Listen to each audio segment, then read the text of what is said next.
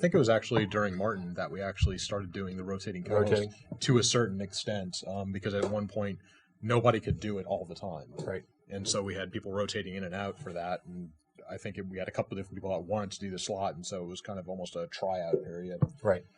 I should probably mention that the reason for the nonprofits podcast was because of the constant difficulty of getting this show to happen on public access. Just the constant technical problems, the constant scheduling problems. I had just had enough. Yeah, things have gotten a lot better in the last couple of years, but so luckily, both, when you have an internet show, that never happens, right? Well, at least if there are no technical difficulties. There are technical problems, but at least we don't get preempted by things beyond our control. Right, like Mormons. Yeah, Mormons, for example. Right. Twice a year, the Mormons come and screw up our TV show. Like there aren't enough religious programs on public access already. I mean, we used to have a whole network devoted to them. Don't we still? Channel 11? No, they've kind of shuffled it around. It's oozed out to the other channels now. So they're everywhere. You just can't get away from them. Oh, it's Jesus, run. So this is our hour and a half every week. Yeah. And when did we go to an hour and a half? Was that while Jeff was still hosting? It's been an hour and a half forever, hasn't it? Pretty much. Yeah, I think since the first I've couple of known months. about it, yeah. Okay. I was saying it was because I know it started as 30 and then went to an hour and then went to 90, but it happened pretty quick. Mm-hmm. So during the time that you were hosting, you had Russell and Karen and Jeff and Don. Yes, Don was also on there as the co-host. Mary, I think, was on. Right. Is that her? But yeah, interesting enough, I think the first time I ever caught the Atheist Experience was when you were taking over as host. Was that particular show. Because I just remember I caught the last 10 minutes of the show when Ray did the official handing over of the lapel mic. I just remember seeing that. So that was actually the first time I caught the show, and I started coming to the group soon after that just to hang out at the bagel shop at the time. And you had long hair then. Yes, a full head of hair, no goatee, long hair. I can't even remember that. Do we have other photos? There may be proof. Actually, somebody did see. What is it about this show that makes people's hair go away? It's the three of us in the middle. It's a very stressful show. When you've got people calling in to ask you why you don't get electrocuted in the shower, you tend to pull it out. Ray was bald too, so yeah. Well, it's better. But that kind of reminds me though, because I've told how I got involved with this before, but briefly on a couple different fronts. Jeff happened to live in the same apartment complex that I did, but we didn't know this. And he put up a flyer at the mailbox for the TV show, and I saw it. And the first time I tuned in, Jeff was on, and Jeff and Ashley, and I was like, I can enjoy this and watch it. About 3 weeks later, I actually called in for the first time while Jeff was on, and we talked about education issues and for public schools and private schools that were teaching creationism, whether or not those things should be considered as genuine high school transcripts to universities and stuff, whether universities should be stricter on what they require their students to know coming in. Came down to Chili's. We were going to Chili's after the show then, and talked. And then it was like, I don't know, 2 weeks later, I was in the studio helping with the production stuff. Yeah, it was relatively quick. And then I think it was 2.5 months later, it was in March, Jeff missed a show, forgot that it was his day, and I happened to be down here, and Ashley was like, well, do you want to go on? And I said, okay.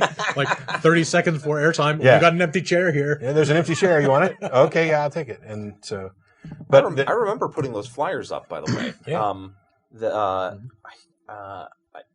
It was pretty much prompted by some frustration that we had these flyers, and there didn't seem to be anybody really trying to do anything with them. So, and there had been a certain amount of religious advertising at the mailboxes at our apartment complex. So I started putting them up, and they immediately got torn down. So for about a week, I was fighting with the locals to have a presence up there automatically. And I eventually stopped, and I had no idea until you eventually told me that was what clued you into the show. Well, see, there was somebody at work who knew I was an atheist, who also knew about the show, who told me about the show. She's like, well, have you seen these guys on public access? And I said, no, why would I want to sit around and watch some people who, I already agree with, who are saying the same thing I'm thinking? And she's like, oh, no, I think you really ought to watch it. It's right up your alley. And I blew her off until I saw the flyer. And I took that as like a sign from God. In a really weird way. And actually, talking about the flyer going up and being torn down reminds me, actually, for a while, I was putting up a flyer at work. And I think it was actually just one of the ACA business cards. Mm-hmm. But on the back of it, it had the TV show and the website printed and stuff like that. And I would put that up, and a day or two later, it would be gone. So I'd put up another one. It would be gone. Put up another one. It would be gone. And then finally, after about 5 or 6 times this happening, the person took it down, tore it up in little pieces, and posted it back up again. Nice. Trying to leave a message there. Feel the love. Exactly. I actually posted a flyer on the bulletin board in the break room where I worked, and it stayed up for years, to the point where I had to take it down myself to correct it because it had bad information on it. So I worked at a nicer place. But yeah, sir.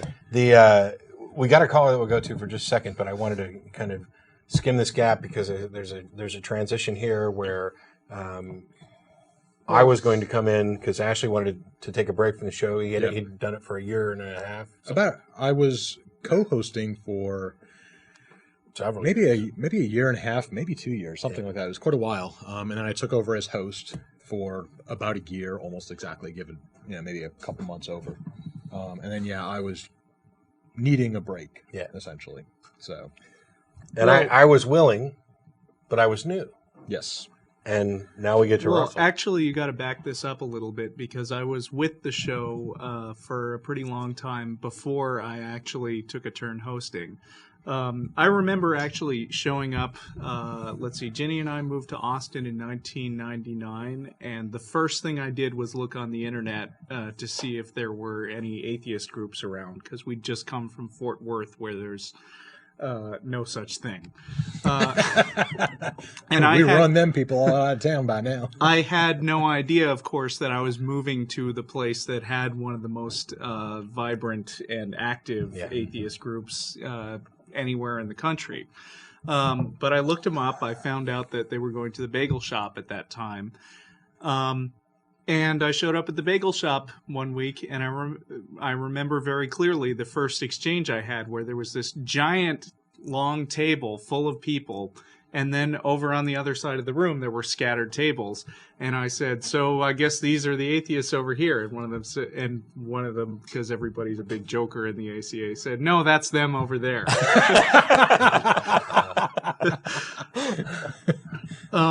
And I noticed there were a lot more clusters of people around Jeff who seemed to have everybody's attention at that meeting. And I found out about the TV show at that meeting, and I think it was maybe the next week that I just wound up showing up to the studio because it was I want to see this. So Ginny and Ginny's kids and I all showed up, and I think we actually got to do camera, one of us. And that's worth noting. If you actually come down to the studio to watch it live, we're probably going to put you to work. We're good at that. Although now we have a lot more people than we used to in those days. Yeah. And I was the one who's been the host for the shortest at this table, but I've also I think I'm the only one at this table who's worn all the hats, including producer, because Vic, who was producing at a certain point, was I think overstretched and then wound up being Jeff's co-host, and so. There were very few other people who were capable of doing the producing job. So he said, do you want to take some classes? And I said, all right. So I wound up being the only producer for a while, and that was very, very stressful. To the point where I absolutely don't do any of that work when asked anymore.